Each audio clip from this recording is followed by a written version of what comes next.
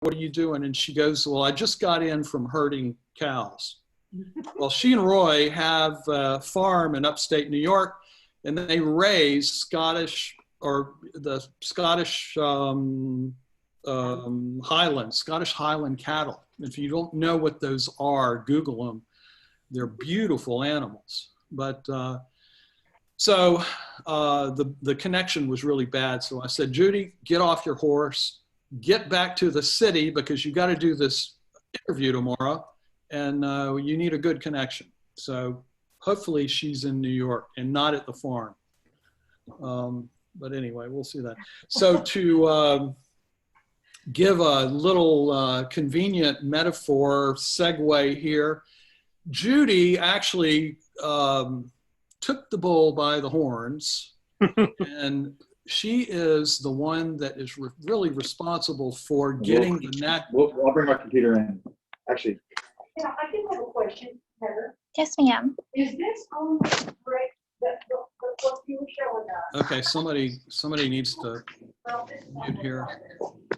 Brick. Is that inside and out or? All right, so anyway, she's the one that really was behind the National Historic Register designation. It was her initiative, and she did all of the exhausting paperwork and got the whole block of houses listed on the National Historic Register. And we had a little party. Actually, we got the register was at the end of last year, and then we had a party in January, and I got to meet Al then. And anyway, so let me give you to Judy, and she will introduce Al.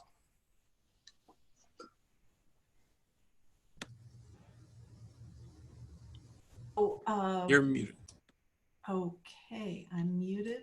You're good now. No, you're good. Okay, thank you, Robert. I'm gonna just leave it to the film. Al did a fantastic job. For anybody that's listening, if anybody is interested in the National Historic Registry, just give me a call. Brandon has my contact information. I'd love to help you out. I'm a serial restorer of homes, and for us, this mid-century modern, this unique, amazing house that Safi and Robert's father created, and Max has done an incredible job restoring.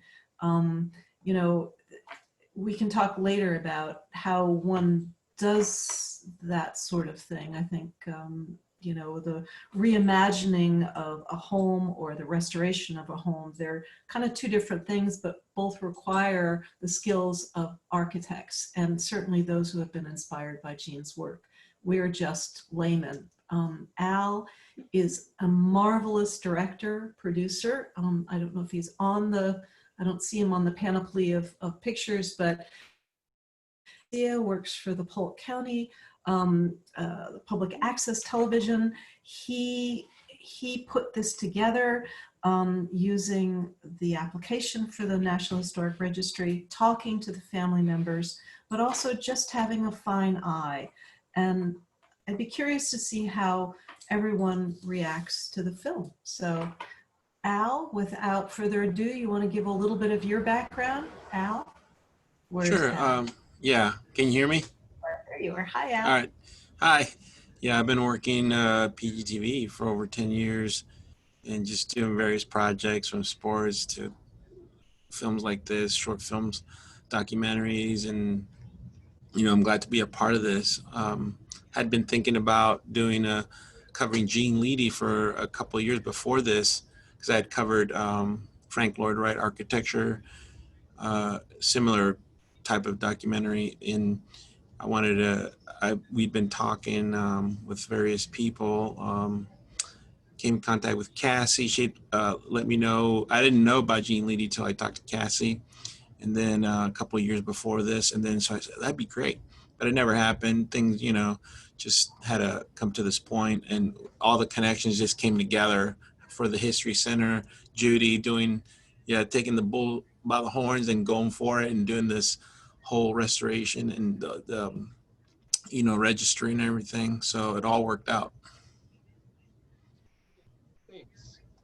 If everyone knows how to use chat on the Zoom, if you do have any questions, please type them in the chat and we can kind of respond to them as the film goes, or we can save them till the end, or, you know, just write them down and remember them. But so I'm gonna start playing the video. Give me a thumbs up if you can hear it when it starts playing. Is everyone seeing the opening screen right now? Okay. Yep, I do. Oh, can Can we hear it good?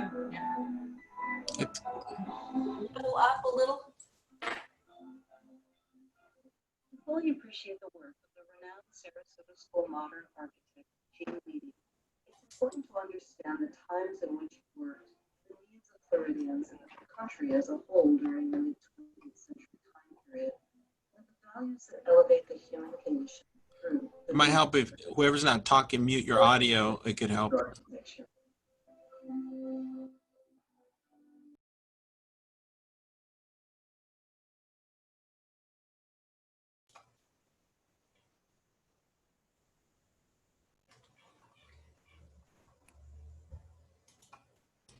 Actually, Brandy, you might have to have your audio on, I think. Yeah. Oh, The 1950s was a time of incredible change.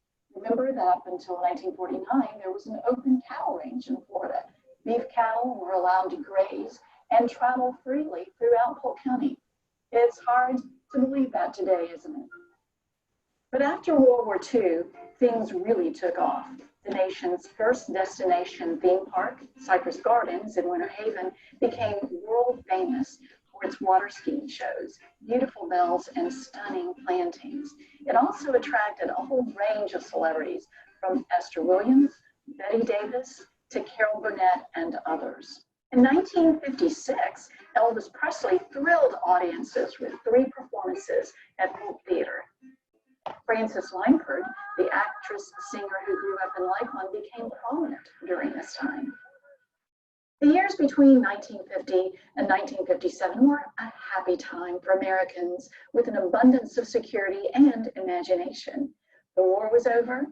Older Americans had reliable income through the newly enacted Social Security program. American savings were now protected through the new FDIC. War veterans were given low interest, no down payment loans, which encouraged homeownership throughout the nation. In a way, Florida benefited the most from all of these federal programs. What better place to retire with your new income than warm, sunny Florida? And many vets who had trained during the war years at Polk County's vast network of Army, Navy, and air bases returned with their families. The federal highway program that eventually resulted in Interstate 4 in 1958 truly opened up Central Florida to these new residents too. The population of Winter Haven, where Gene Leedy got his first architectural commission, increased 4-fold from just after the war until 1955.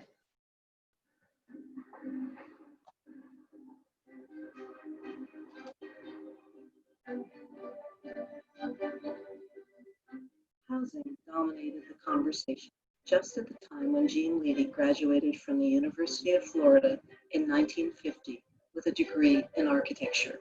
Leedy immediately headed down to Sarasota, where the masters of a new modern architectural style were beginning to assemble. Paul Rudolph gave Gene Leedy his first start. Within a few years, and after a stint in the Air Force, Leedy earned his own first solo commissions: Winter Haven Sparrow Residence and the Cranny Spec Houses, the homes on Drexel Avenue Northeast that have recently been added to the National Historic Register.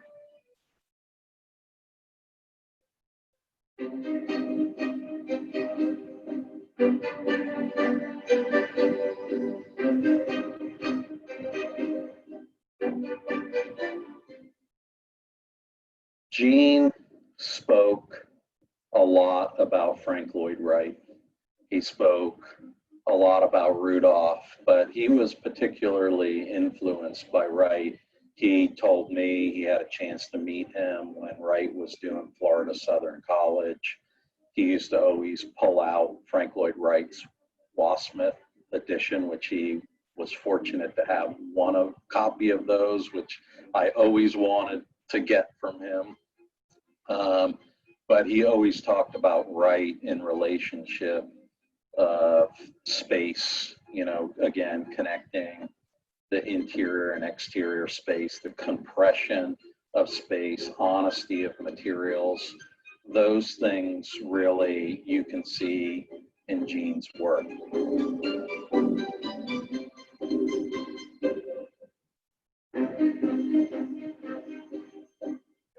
But Paul Rudolph, the architect whose inventive use of materials and groundbreaking designs, who later led the Yale School of Architecture and who created a new American tropical style, also inspired Gene Leedy's work, especially regarding materials. Some of his early work, like his office building done in 1963, still beautiful today. The Sparrow House, which is right across from the Dorman House, done almost 20 years apart. Totally different homes, you know, from a one-story post and beams, delicate steel building to a powerful multi-story pre-stressed concrete double T right across the street from each other, but equally powerful.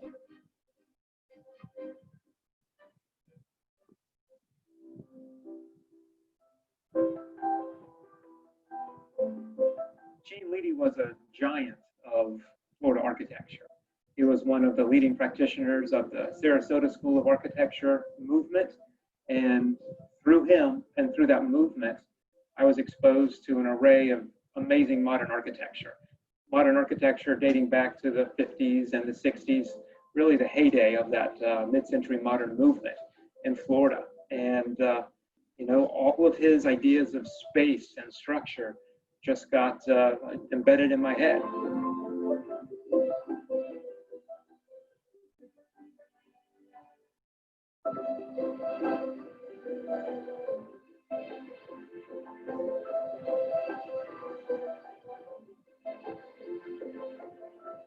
So this house and many on the street were designed in the mid-50s. I believe they're completed in late 50s, 57, 58. There is 10 total, and these are the Craney spec homes. And these are the homes that are just being celebrated now as part of the National Historic District.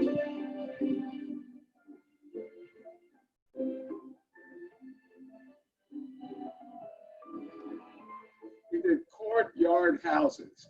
Whoever listens to this, the one thing that he did was create courtyards so people could live outside, inside their home. And today, homes are objects. They don't have any courtyards, they don't have any enclosure, they don't have any privacy. Gene Leedy is a fabulous architect, a great man for Central Florida, for the state of Florida, for the United States.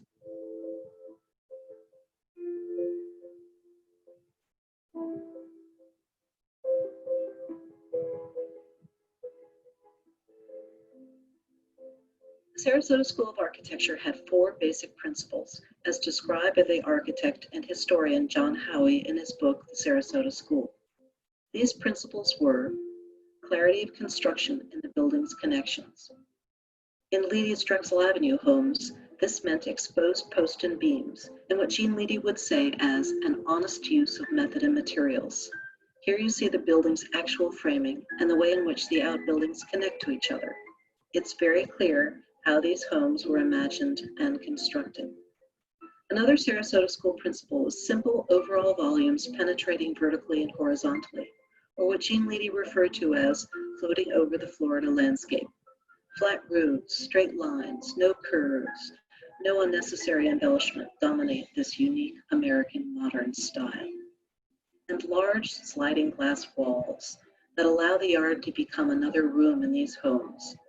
Leedy was the first to use sliding glass doors as walls in Central Florida, and one large living, dining, and kitchen area blending seamlessly together without barrier walls. This was a radical idea in 1957, but has become another lasting legacy of this young genius architect. Another Sarasota school principle was economy of means, that is, using common building materials elevated to important design features.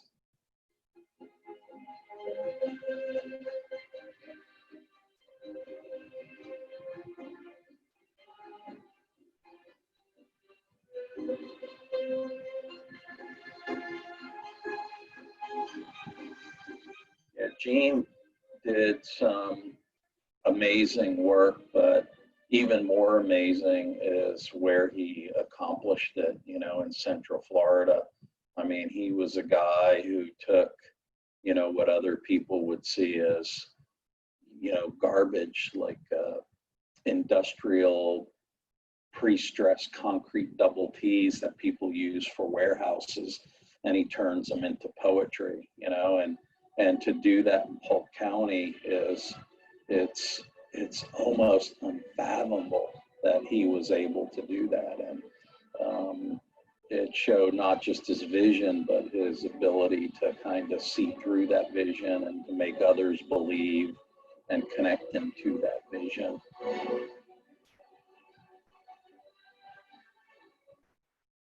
Dick Cranny, the Bartow-based entrepreneur, wood fabricator, and real estate developer who partnered with Gene Leedy on the Drexel Avenue homes, supplied most of the building materials, including the wood for framing, ceilings, and walls, and the cement block. Dick and Gene had a business relationship and social relationship in the years before Dick met Mom. And Mom and Dick were married in '62, and Gene and Dick were in business here in 56, 57. They were good friends. They would love this. Wish they could be here to enjoy it today. My memories were of a 5- and 6-year-old come into the neighborhood and played with my cousin. This whole neighborhood was carved out of a grapefruit grove. So I remember grapefruit trees and climbing trees and having bologna sandwiches with my cousins across the street.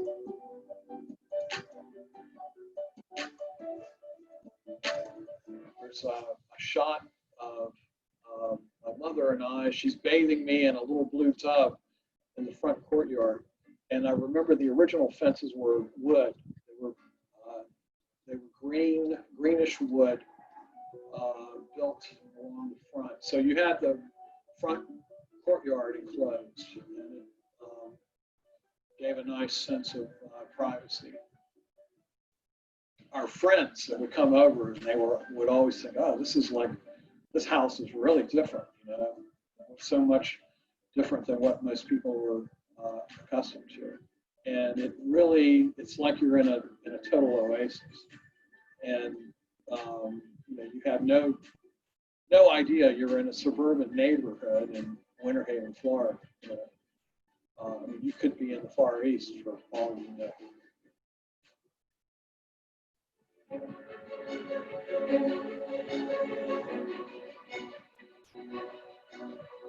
It was Gene Leedy's use of common materials in uncommon ways that helped make these homes exceptional.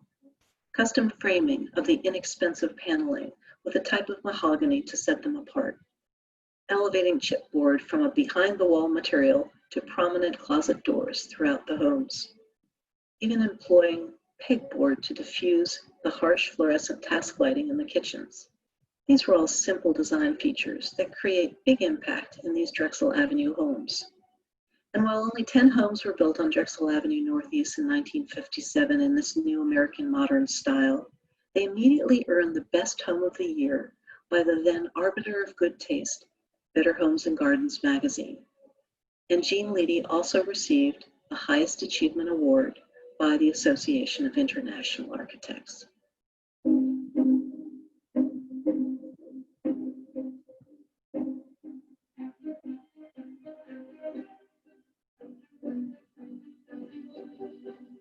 Over 60 years, Leedy transformed the landscape throughout Central Florida with even bigger, more major commissions. The famed painter Sid Solomon commissioned a huge beach house near Sarasota. The City Hall in Winter Haven, the Winter Haven Chamber of Commerce building, and hundreds of homes and other commercial buildings rose during more than half a century, with many sporting another Gene Leedy first, the use of concrete trusses to support roof structures, a powerful design effect. inspire the nation's next generation of architects, some of whom trained under Gene Leedy.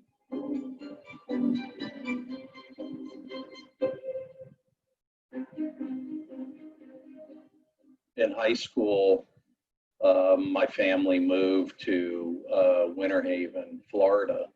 And, I loved baseball. I played on the baseball team. And, again, from a young age, always wanted to be an architect. And the first thing I did when I tried out for the baseball team was fielding fly balls and such in the outfield. And, high school field, the ball gets hit over the fence on a home run. I jump over the fence to get the ball, and I saw this incredible house back there. And it turns out it was a straying house done by Gene Leedy. And, at that point, I was determined to work for Gene Leedy, not really knowing who he was. But I thought he's a guy I want to work for. And unbeknownst to me, Gene was a patron in my family's restaurant, so where I worked. And so after I found out that Gene would come in for dinner, I actually stored my portfolio in the restaurant in case he came in to impress him. Now you can imagine a high school kid with a portfolio trying to impress Gene Leedy. Gene had a small office, and I just went and sat at a desk in his office and told him, I'm here, I'm working for you. And he said, okay. I worked with Gene on and off throughout college. And then right after my undergraduate degree, I worked with Gene. I also helped build some houses for him in Boca Grande. We stayed connected, through many, many years ever since I worked for him. And that was one great thing about Gene. He was not just an incredible designer and visionary, but he loved the architecture and he loved people who loved it. So it was really easy to stay connected with Gene because there was always stories to talk about architecture and design.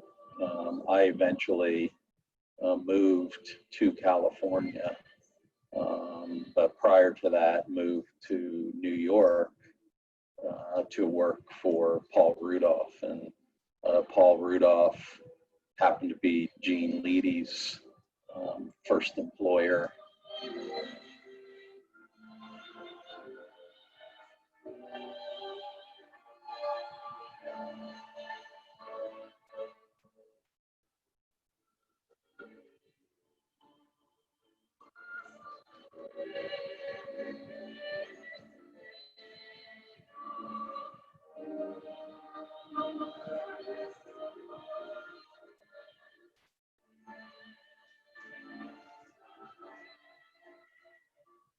The Strang family and the Leedy family were really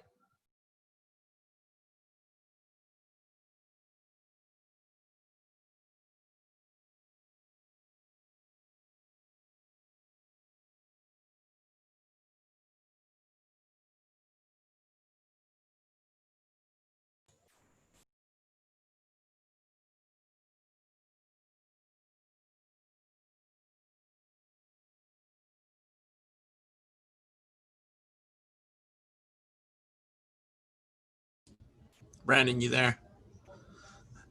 Brandon, the video froze. I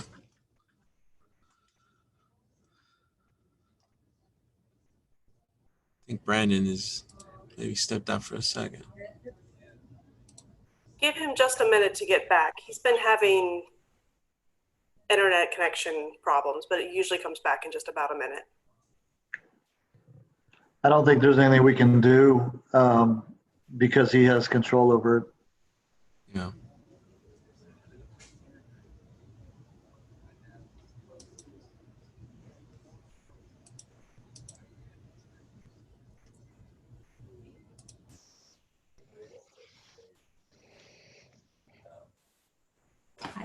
We could ask Max some questions about the renovation that's going on at the house. Yeah. That's true. So I'm Safi Ferris, Gene Leedy's daughter. And when Daddy passed away, we, collectively decided that the best person to sell Dad's house to would be Max. I have not seen it yet because of COVID, and I'm out in Dallas, but Max has done some phenomenal things. So Max, tell us, I think it'd be interesting for them to hear while we've got some time until he gets this rebooted, is what you've done to the house and your thoughts behind renovating it. Okay. Well, you want to pick it back up? I'm back. Let me share my screen again.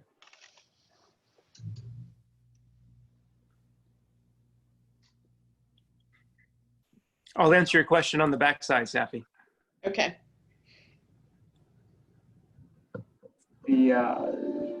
After graduating from University of Florida Architecture School, I came back here to Winter Haven and worked for Gene for a while. And beyond that, I went and launched my own firm, and always had a close connection with Gene.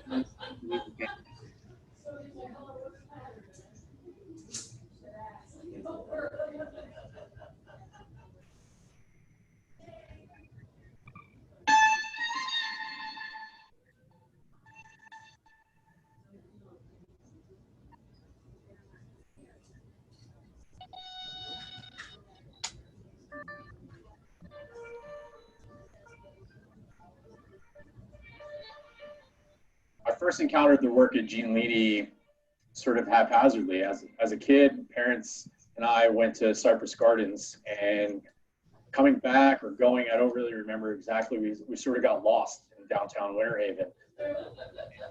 Actually, it was sort of, as a 8 or 9-year-old, odd houses on Drexel. I always remembered, wow, those were different than, the house that you lived in typical suburbia. 15, 20 years later, going through education, I met Gene at the University of Florida as he was a guest lecturer and gave a lecture as a guest critic. Come to find out that those houses were actually Gene's houses. Began to really research Gene's work, his work with Paul, his transfer into Winter Haven, Polk County, and what he was able to do in a fairly small rural community in the middle of Florida. Pretty miraculous.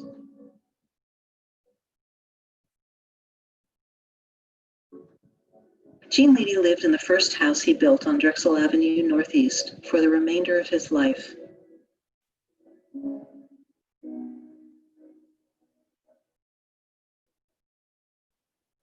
His clients became his neighbors, and he not only curated their homes over 60 years, he curated his neighborly community too.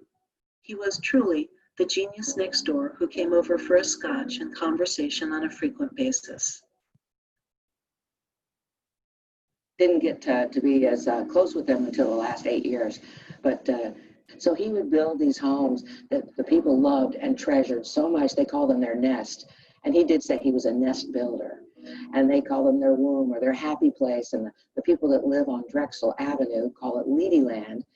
Gene Leedy was such an extraordinary storyteller.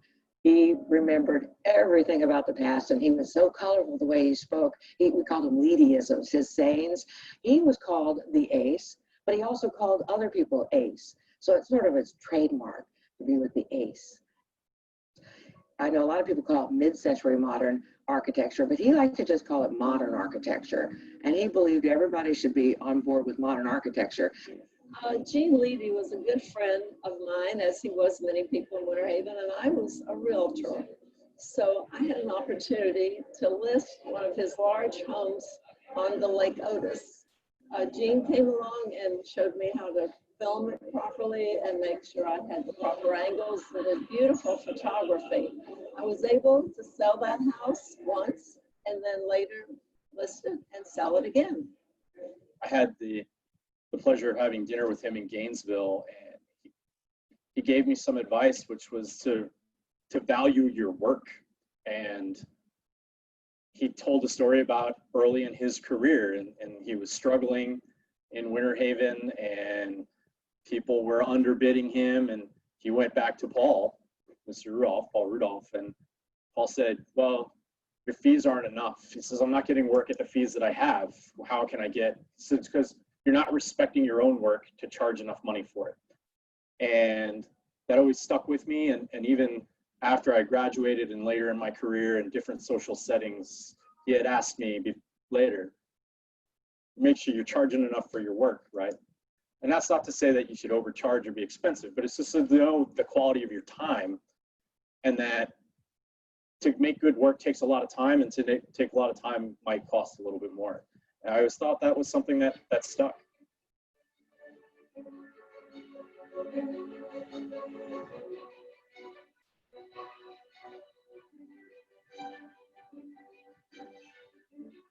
So you might hear from some other neighbors, some other homeowners on this street, but they said that Drexel Avenue is not just a neighborhood, it's a lifestyle. Somehow these homes generate a camaraderie among their respective homeowners. And all of these neighbors would constantly get together for drinks and dinner and stories. And, it's exciting to see that camaraderie, go on today.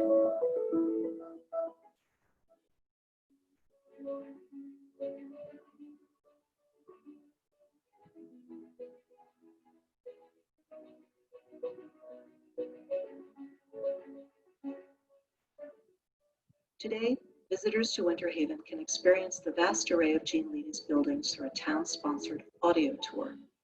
And there's another generation of cranny spec houses that have been developed by Gene Leedy and one of his acolytes, Max Strang, that are being readied for new homeowners. Upon Gene's passing,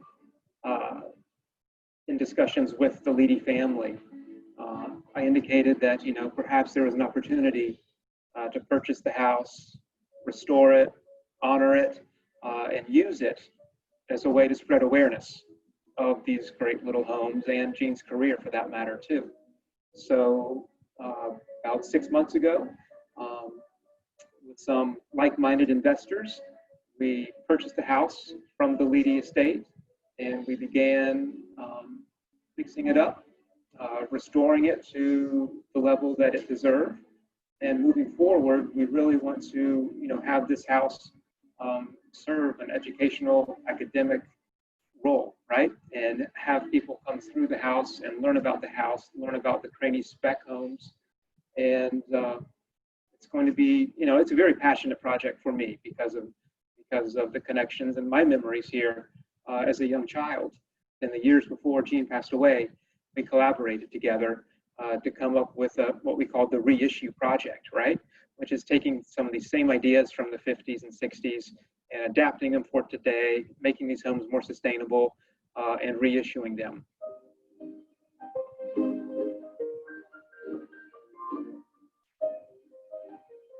The courtyard home plans that Leedy co-created with his protege, Max Strang, are perfectly suited to 21st century living with a more sustainable flat roof system, higher insulation values, and greater privacy through landscaping.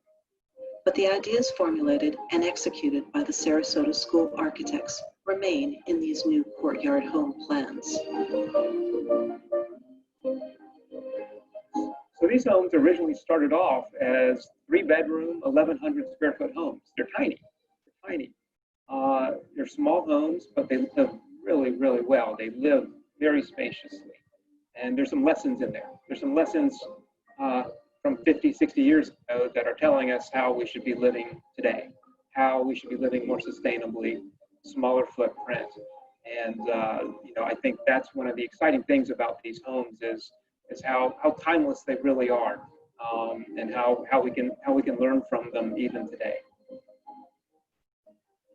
My dad was a modern architect, and he was very into about the living space, bringing the outdoor inside. And so these houses, I made them feel like much bigger houses than they really were. And it was just a simple design. They were inexpensive. I believe this particular house, the Craney house, was published in Better Homes and Gardens, and you can actually buy the plans for like $5, I believe. And so this house was built across the entire nation, lots of locations. There's a lot of people, they'll say they have a Gene Leedy house and find out that they actually bought the plans and built this house in another location. But this was the original spec houses in the 50s. At the time, it was probably very different, but people have learned to recognize how important they are. We hope through this project and some of the other projects people are doing in this neighborhood that people will buy more of these Gene Leedy houses and be in friendly hands and restore them and rehab and sort of show the next generation, my generation, what sort of effect Gene had on architecture in our small town.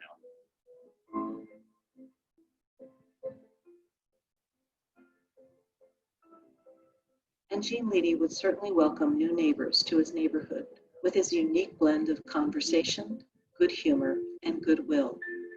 He will forever remain Polk County's great innovator and renowned architect next door. Maybe the best way of expressing the influence Gene Leedy's architecture has had on those who have worked and lived in one of his buildings is that they remain, in the words of his dear friend and neighbor, Mary Frances Whittinghill, what she lovingly calls her happy house.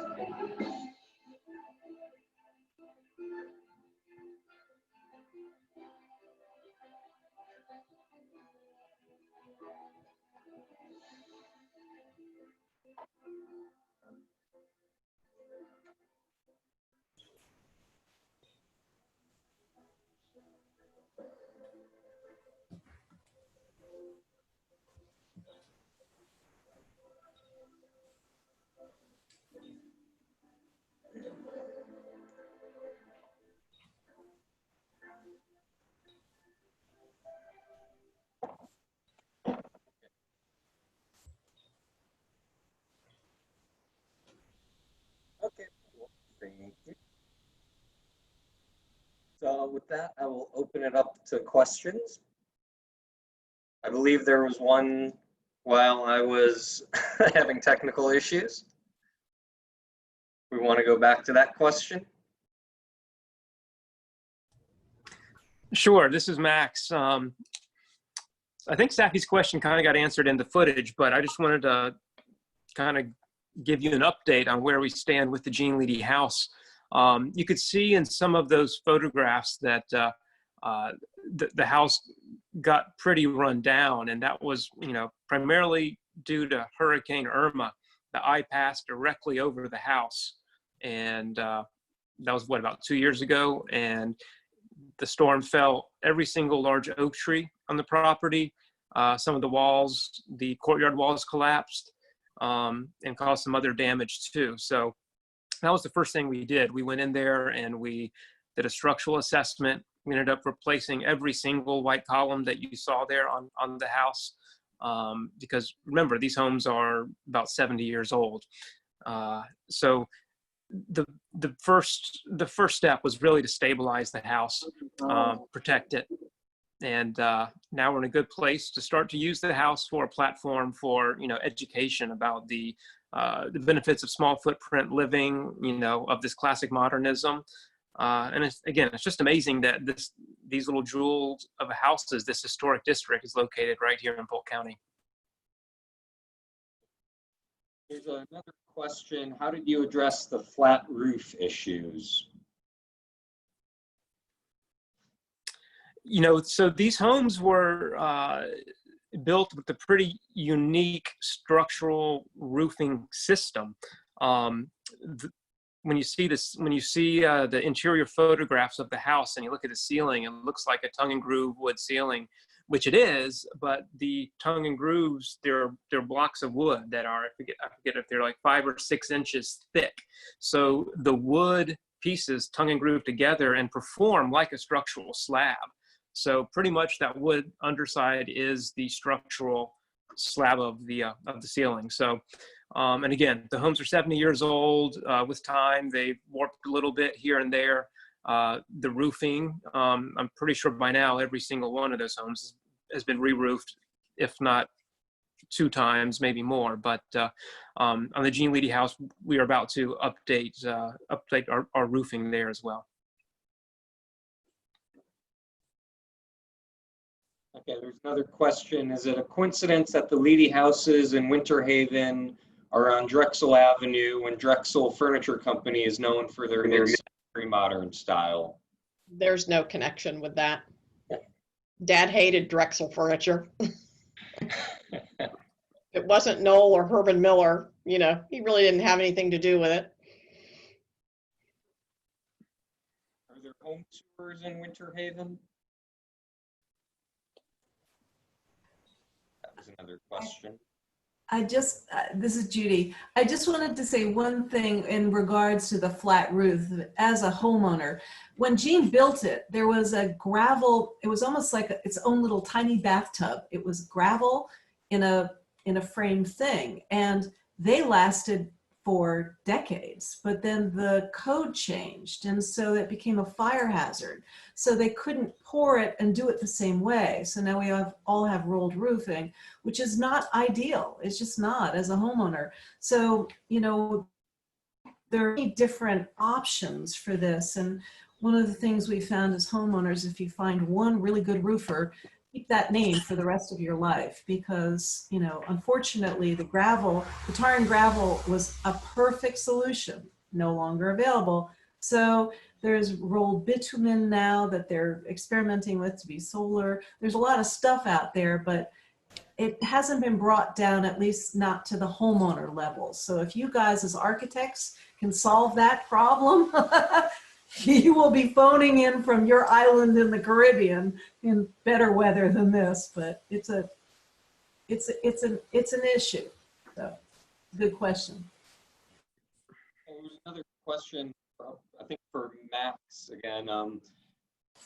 The sustainability changes, or just in general, the updates between the originals and the newer ones. Could you just speak to that for a moment? Yeah, I mean, and for example, it's a good segue from the roofing part itself. So we're looking at getting some solar panels installed shortly on the Gene Leedy house itself. I imagine with, you know, its footprint, the main wing is only 1,100 square feet, and that outside wing is another probably 400. You know, this could easily be a net zero house, and because we have the footprint on the roof to do so as well. Keep in mind, these homes were built before there was air conditioning.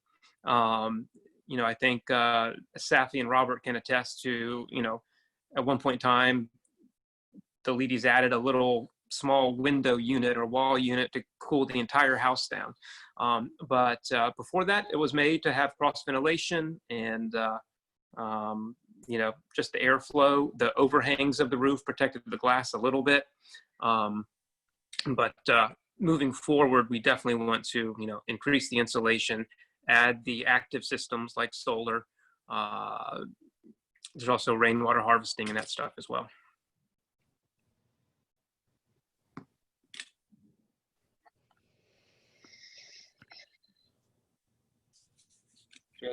I'll turn it over to Robert and Gene's children. Any interesting stories that you think that architects in Jacksonville would be interested in hearing? Well, actually, I'd like to first off underscore what a fantastic job Max has done on the house. I mean, just he lovingly brought it back to life and actually gave it a little bit of a more of a contemporary feel as well, without disturbing the bones. And it's just, he just did a great job. And I am so happy that it ended up in his hands. And I'd like Max to talk a little bit about what some of the ideas he has for the house. Okay. And Robert actually was our first honored guest to stay at the house after we completed the first round of upgrades. And before I go further, I also want to underscore, again, just what a great job that Al and Judy did getting all of this story together. And I wish that we actually completed the renovation by the time that we had to release this documentary, but we're still doing some final touches on that restoration.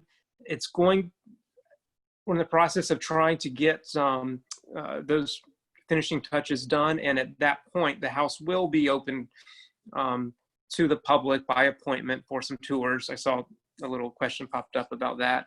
And, but there's a amazing amount of interest nationally and internationally in small footprint living. How do you make a small house feel big?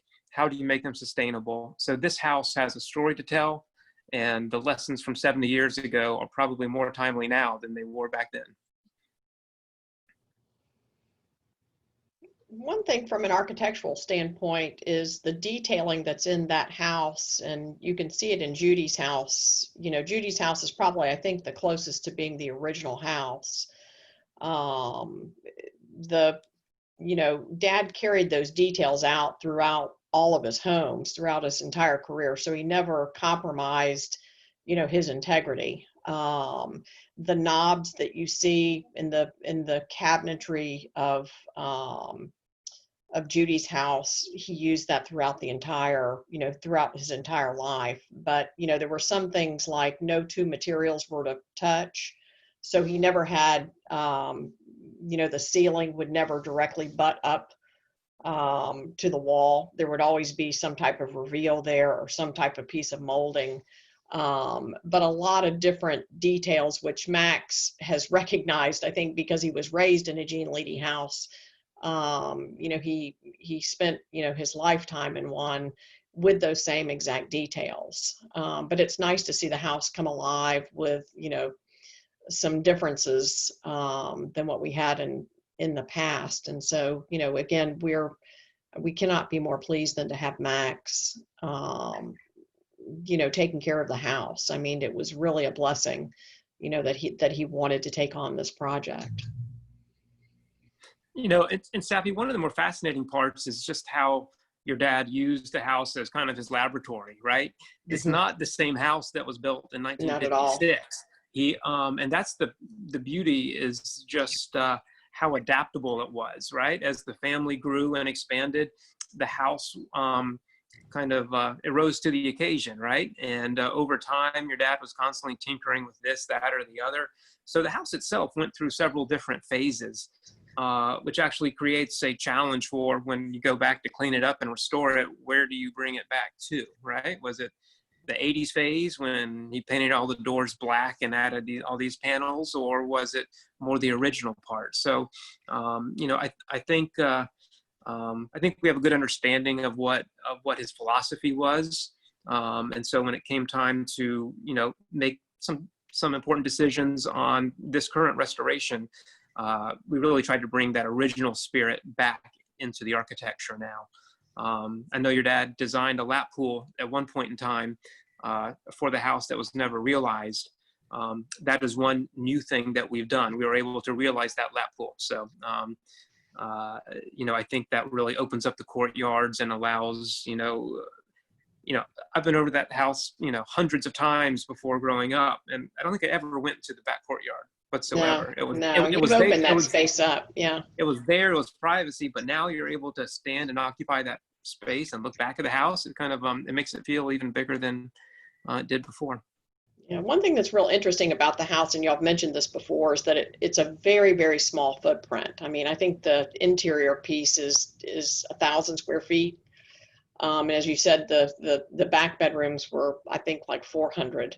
But the house never had that small feel. I mean, Ingram said it in one of the interviews for the documentary that you know, the house always was bringing the outside in, and that was a big thing about, you know, Dad always wanted to feel you needed to have connection to the ground, and you needed to have connection to the outside. And that was very, you know, that was an important trait in all of his buildings. But, you know, in that particular house, I'm sure that Judy has lived this, is that you can entertain, you know, have a tremendous party in that house just by opening it up. And I remember when my mother passed away, you know, we were all looking at places to have, you know, the reception and so forth. And Daddy goes, no, we're going to have it at the house. And, you know, we just opened the house up. You know, we were in both courtyard spaces, and I think we had like 250 people there. So, you know, the house may be small, but it opens up, you know, to different lifestyles. Yeah. One of the things I wanted to ask the architects that might be still here, I'm just a homeowner. Al and I are just, journeyman, creative people. But, in television, one of the things that I thought was so great about this collaboration for the film, and something that could be done for other architects, is that here you have public access television. Al, you're always sort of looking for new content, right? He's a great director, great producer. But if you work with public access television, you had a like-minded, homeowner like myself, an architect like Max, who's doing great work.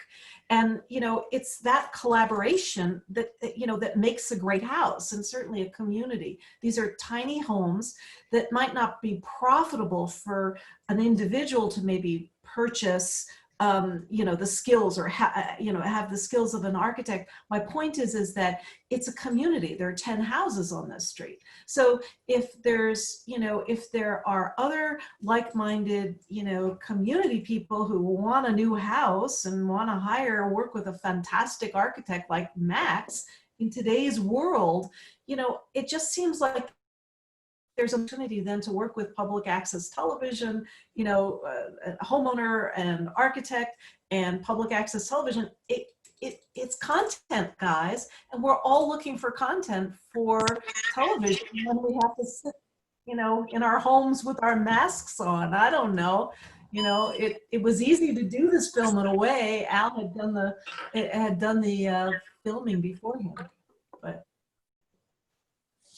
that's all I have to say. The architects that are here, are you getting clients to come to you and say, hey, I want a small house? But I think they're afraid that it's going to be, they want a small house because they may, or they want to downsize, or they really, or they want to upsize, but they don't have the resources.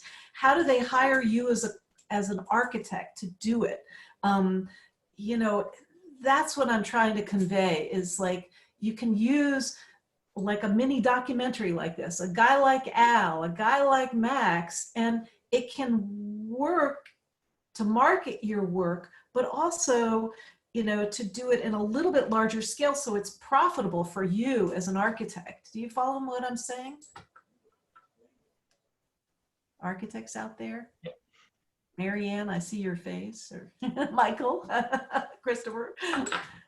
I mean, do you get clients who are afraid to use you as an architect because you could be too costly, but they really love your work and really want to hire you, to make it work with, not only to market yourself through, say, public access television and a documentary like this, but actually to, to think about building more than just one with certain clients, or getting a group of clients together. I don't know if that works.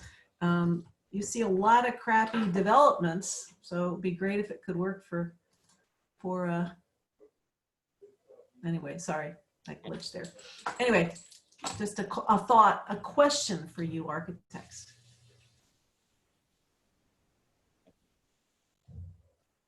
I want to pop in and answer Marianne about the tours. There's actually a website where you can download a self-guided tour. And if you're lucky enough, Max does a lot of tours throughout the year.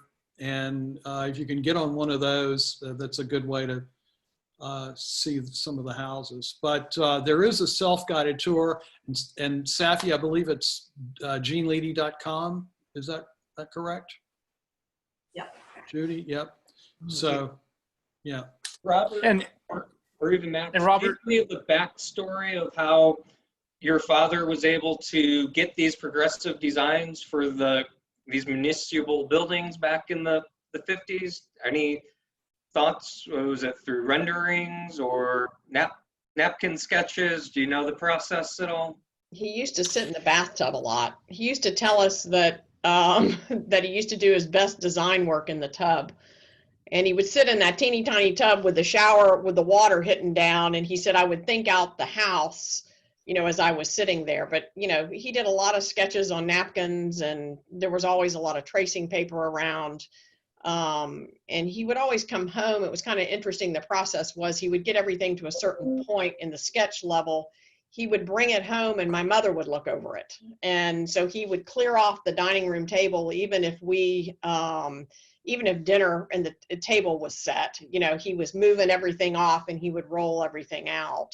But she was pretty integral in kind of giving that first once over, and then he would go back and start working on working drawings. I wanted to bring one thing up. Judy had brought up about, the movement with public television and the movement with getting people into these houses and so forth.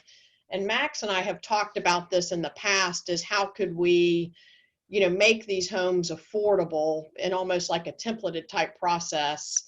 I've always told Max, I said, we should just sell kits, and just say, go buy this, and this, and have these houses built out. But I think that there is the possibility, and I think this is something that Max will probably be spearheading down the road, but how do we bring this affordable housing back, make it sustainable, so that somebody can have a Max Strang house or a version of a Gene Leedy house,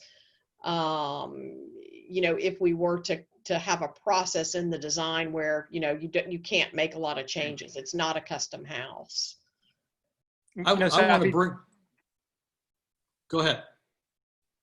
I was going to say, Safi, there's kind of two schools of thought about how we're approaching those reissues. And one is, how do we make these homes as affordable as possible? Because the reality is, a lot of the building materials, you can back a pickup truck into Home Depot and pick them all up, right? They're very basic materials, the way they're put together. So, you could put IKEA kitchens in there and do this, that, or the other to bring the construction costs really, really low.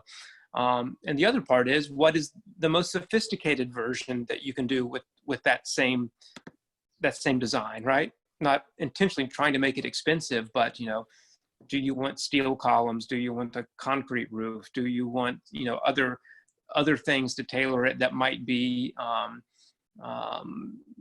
little more stylish? So I think this home can easily swing either direction. So, and it's appealing to a broad spectrum of end users.